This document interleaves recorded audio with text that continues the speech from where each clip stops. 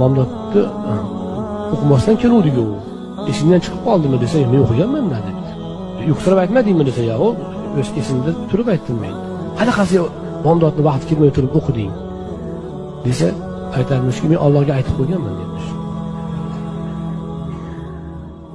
Nima deb aytding desa, Parvardigor yomon charchadi.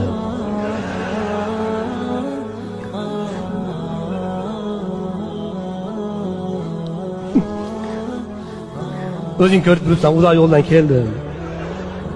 Qancha tavof sa'ylar qildim.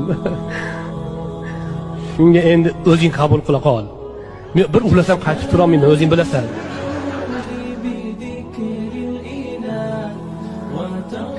Men Xudoga aytib qo'yganman demiş.